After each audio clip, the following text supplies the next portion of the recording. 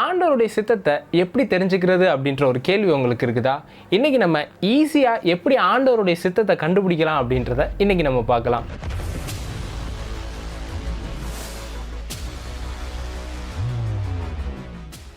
இப்போ தான் first time பார்த்துட்டு இருக்கிறீங்கன்னா சப்ஸ்கிரைப் பண்ணிக்கோங்க. இன்றைக்கி நான் 3 விதத்தில் ஆண்டவருடைய சித்தத்தை எப்படி அறிஞ்சிக்கிறதுன்றதை பற்றி பேசலான் இருக்கிறேன். அதில் மொதல் விஷயம் என்ன அப்படின்னா பகுத்தறிவது, டிசர்ன்மெண்ட். ஆண்டவருடைய சித்தத்தை நிறைய கிறிஸ்தவர்கள் எப்படி அறியணும்னு நினைக்கிறாங்கன்னா ஜபிச்சு அறியணும்னு நினைக்கிறாங்க. ஆனால் உங்களால் ஜபிச்சு மட்டுமல்ல பகுத்தறிய உங்களால் முடியும். அதை தான் இன்றைக்கி நம்ம ஃபஸ்ட்டு பார்க்க போகிறோம். நம்ம ஒரு வசனத்தை வாசிக்கலாம். ரோமர் 12வது அதிகாரம் 2வது வசனம். நீங்கள் இந்த பிரபஞ்சத்திற்கு ஒத்த வேஷம் தெரியாமல் தேவனுடைய நன்மையும் பிரியமும் பரிபூர்ணமான சித்தம் இன்னதென்று பகுத்தறியத்தக்கதாக உங்கள் மனம் புதிதாகிறதுனாலே மறுரூபமாகுங்கள். பரிபூர்ணமான சித்தம் என்னதென்று பகுத்தறியத்தக்கதாக அப்படின்ட்டு இருக்குது. அப்போது அவருடைய சித்தத்தை உங்களாலேயே கண்டுபிடிக்க முடியும் அப்படின்னு வேத வசனத்தில் போட்டிருக்குது. இது கண்டிப்பாக அவருடைய சித்தம் தான் அப்படின்றத ஆண்டவர்கிட்ட கேட்டு மட்டும் கிடையாது, உங்களால் கண்டுபிடிக்க முடியும்னு வேத வசனத்தில் போட்டிருக்குது. நான் இதை NIVல வாசிக்கிறேன், இன்னும் உங்களுக்கு புரியும் பாருங்க. Then you will be able to test and approve what God's will is. அதாவது நீங்களே சோதிச்சறிஞ்சு இதுதான் ஆண்டவருடைய சித்தன்றதை கண்டுபிடிக்கலாம் அப்படின்னு வேத வசனத்தில் போட்டிருக்குது. எப்படி பிரதர் நான் இதை பகுத்தறிகிறது, எப்படி நான் அதை கண்டுபிடிக்கிறதுன்னு கேட்டிங்கன்னா வேத வசனத்தில் போட்டிருக்குது, உங்கள் மனம் புதிதாகிறதுனாலே. மனது எப்போ புதிதாகுது? வார்த்தையை வாசிக்கும் போது புதிதாகுது. வார்த்தையை வாசிக்க வாசிக்க அவரை குறிச்சிருக்கிற அறிவு உங்களுக்கு பெருக ஆரம்பிக்குது. பெருக பெருக இதுதான் அவருடைய சித்தன்றதை உங்களால் ஈஸியாக டெஸ்ட் பண்ணி அப்ரூவ் பண்ண முடியும்னு வேத வசனத்தில் போட்டிருக்குது. இன்னும் உங்களுக்கு புரிகிற மாதிரி சொல்லணும்னா, உங்ககிட்ட நிறைய காசு இருக்குது, ஒருத்தன்ட்ட காசே இல்லை, கஷ்டப்பட்டு உட்காந்துக்கிட்டு இருக்கிறான், இப்போ செலவுக்கு கூட காசு இல்லாமல், நீங்கள் அவங்களுக்கு காசு கொடுத்து உதவி பண்ணணும்னு நினைப்பீங்களா நினைக்க மாட்டீங்களா? கண்டிப்பாக நினைப்பீங்க. ஏன் காசு கொடுத்து உதவி பண்ணுறதுக்கு முன்னாடி ஆண்டவரே இது உங்களுடைய சித்தமானு கேட்க மாட்டீங்க? ஏன்னா இயேசுவே இந்த இடத்துல இருந்தால் கூட அந்த மனுஷனுக்கு நிச்சயமாக உதவி பண்ணியிருப்பாருன்னு சொல்லிட்டு நீங்கள் உதவி பண்ணுறீங்க. இது எதனால் உங்களுக்கு இந்த அறிவு வந்துச்சு? அப்போ ஆண்டவருடைய கேரக்டரில் இருக்கிற ஒரு கேரக்டரை உங்ககிட்ட கொண்டு வரணும்னு நினைக்கிறீங்க. நீங்கள் ஆண்டவருடைய வார்த்தையோட பழக பழக இதுதான் அவருடைய சித்தம்ன்ட்டு ரொம்ப ஈஸியாக பகுத்தறிஞ்சு உங்களாலே சொல்ல முடியும். இப்போ போயிட்டு நான் ஆண்டவர்கிட்ட ஒரு 100 நாள் ஃபாஸ்டிங் போட்டு, ஆண்டவரே எனக்கு இப்படி ஒரு வியாதி இருக்குது, இதை சுகமாக்குறது உங்களுடைய சித்தமானு கேட்டால் அவர் எனக்கு எந்த ஒரு பதிலையுமே தரமாட்டார். அப்படியே அவர் பதில் தந்தாலும் என்ன தெரியுமா சொல்லுவாரு? போய் பைபிளை படுறா, அதுல போட்டிருக்குது அவருடைய தழும்புகளால் குணமானீர்கள்னு போட்டிருக்குது, ஏற்கனவே நடந்து முடிஞ்சிருச்சு, இப்போ இது என்னுடைய சித்தமானு நீ கேட்டுக்கிட்டு இருக்கேன்ட்டுவாரு. இந்த மாதிரிதான் உங்களால சின்ன சின்ன காரியத்துக்கு பகுத்தறிய முடியல அப்படின்னா வார்த்தை அதிகமா வாசிக்க ஆரம்பிங்க, ஈஸியா கண்டுபிடிச்சிருவீங்க. 2வது விஷயம், அவருடைய சித்தம் உங்களுக்கு விருப்பமா வரும். என்னது? எனக்குள்ள வர்ற விருப்பம் அவருடைய சித்தமா இருக்குமான்னு கேட்டீங்கன்னா கண்டிப்பா இருக்கும். நம்ம ஒரு வசனத்தை வாசிக்கலாம். பிலிப்பியர் 2வது அதிகாரம் 13வது வசனம். ஏனெனில் தேவனே தம்முடைய தயவுள்ள சித்தத்தின்படி விருப்பத்தையும் செய்கையும் உங்களில் உண்டாக்குறவராய் இருக்கிறார். அதாவது ஆண்டவரே அவருடைய சித்தத்தின்படி உங்களுக்குள்ள விருப்பம் தராராம். சில சமயத்துல உங்களுக்குள்ள ஒரு விருப்பம் வரும், அதுவே என்னவா இருக்குன்னா ஆண்டவருடைய சித்தத்தின்படி தான் இருக்கு. நீங்க கேட்டுக்கிட்டு இருப்பீங்க இது ஆண்டவருடைய சித்தமான, ஆனா அதுதான் ஆண்டவருடைய சித்தமா இருக்கும்.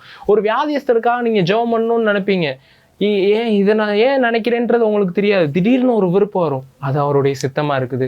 திடீர்னு இந்த சமுதாயத்துல நான் ஏதோ ஒரு மாற்றத்தை ஏற்படுத்தணுன்ற ஒரு விருப்பம் வரும். திடீர்னு ஒரு போஸ்டிங்கை நீங்க எதிர்பார்த்துட்டு இருப்பீங்க, ஒரு விருப்பம் அந்த போஸ்டிங் மேல உண்டாக ஆரம்பிக்கும். ஏன்னா ஆண்டவர் உங்களை வச்சு ஒரு திட்டம் வச்சிருப்பாரு. இந்த போஸ்டிங்குள்ள இவன் வந்தோடனே இந்த கால சூழலை மாத்துவான், அங்க இருக்கக்கூடிய ஜனங்களை மாத்துவான், அங்க இருக்கிறவங்களை டெலிவர் பண்ணி இவன் கொண்டு வருவான்.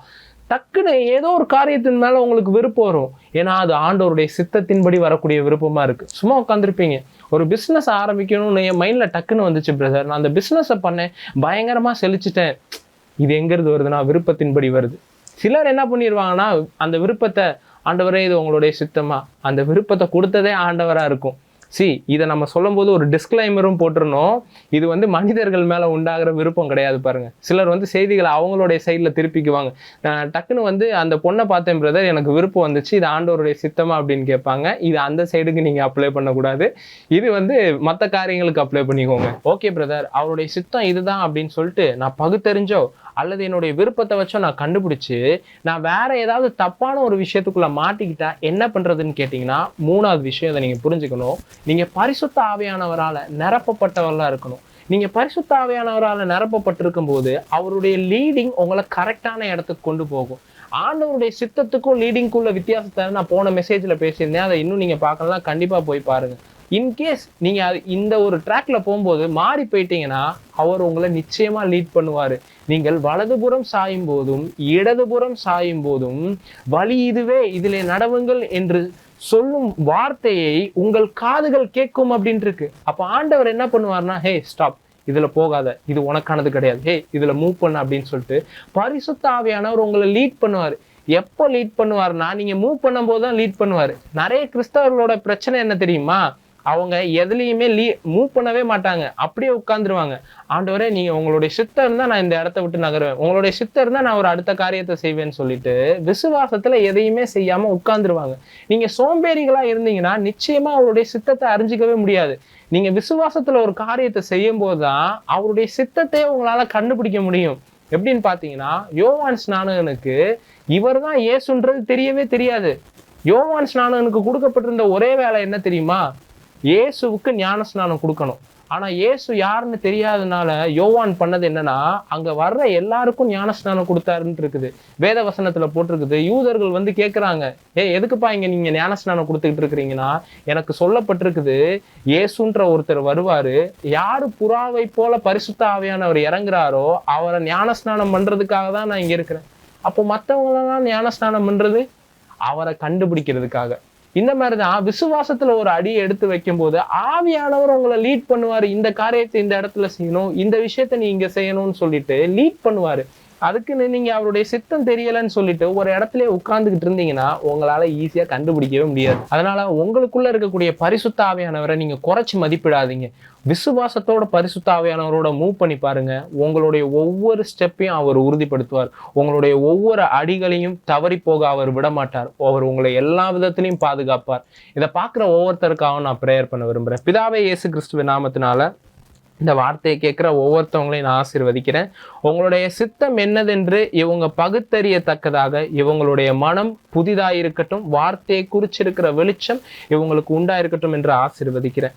அதே மாதிரி தேவனே தம்முடைய தயவுள்ள சித்தத்தின்படி உங்கள் விருப்பங்களை உண்டாக்குறவராக இருக்கிறான்னு இருக்கு. இவங்களுக்குள்ள ஒரு விருப்பத்தை நீங்க தரீங்கன்னா அடுத்து செய்கையும் தருவீங்க. ஓ தேங்க்யூ லார்ட் ஜீசஸ். நீங்க கொடுத்த விருப்பம் இவங்களுடைய வாழ்க்கையில் செயல்படுவதாக என்று நான் சொல்லுகிறேன்.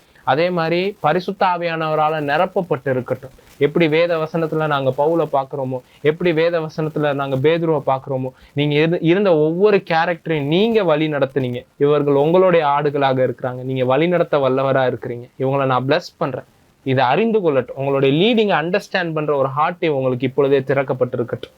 உங்களுடைய சித்தம் என்னன்றத அறிந்து கொள்றதற்கான ஒரு பிரகாசமான மனக்கண்களை இவங்க மேல நான் பேசுகிறேன். இயேசு கிறிஸ்துவின் நாமத்தில் பிதாவே, ஆமாம். ஸோ இந்த செய்தி நிச்சயமா உங்களுக்கு பிரயோஜனமா இருந்திருக்கும்னு நான் நம்புறேன். நிறைய பேர் ஆண்டவருடைய சித்தத்தை குறித்து டவுட்ல இருக்காங்க, அவங்க கூட ஷேர் பண்ணுங்க. அவங்களுக்கு நிச்சயமா இது ஆசீர்வாதமா மாறும். இந்த செய்தினால நீங்க ஆசீர்வதிக்கப்பட்டிருக்கிறீங்கன்னா இந்த வார்த்தைக்காகவும் இந்த ஊழியத்திற்காகவும் நீங்க விதைக்கணும்னு விருப்பப்படுறவங்க கீழே பார்க்குற கூகுள் பே, ஃபோன்பேவை பயன்படுத்தி இந்த வார்த்தைக்காக அனுப்புங்க. ஞான நன்மைகளை பெற்ற நான் சரீர நன்மைகளை அறுக்கக்கூடாதா அப்படின்னு சொல்லிட்டு பவுல் சொல்றாரு. இந்த வார்த்தைகள் உங்களுக்கு ஒரு வெளிச்சத்தை கொடுத்துருக்கு அப்படின்னா இந்த ஊழியத்துல நீங்க தொடர்ந்து ஒரு பங்காளராகவும் மாறலாம். தொடர்ந்து இந்த ஊழியத்தை நீங்க ஆசீர்வதிக்கலாம். இந்த வார்த்தையை இன்னும் நிறைய பேர் கொண்டு போய் சேர்க்கறதுக்கு அது பிரயோஜனம் உள்ளதா இருக்கும். அதே மாதிரி யாருக்காச்சும் ப்ரேயர் பண்ணணும்னு விருப்பப்பட்டீங்கன்னா கீழே பார்க்குற வாட்ஸ்அப் நம்பரை தொடர்பு கொண்டீங்கன்னா உங்களுக்கு ப்ரேயர் மற்ற மீட்டிங் டீட்டெயில்ஸ் எல்லாமே உங்களுக்கு கிடைச்சிரும். கர்த்தர் உங்க எல்லாரையும் ஆசீர்வதிப்பாராக. God bless you all.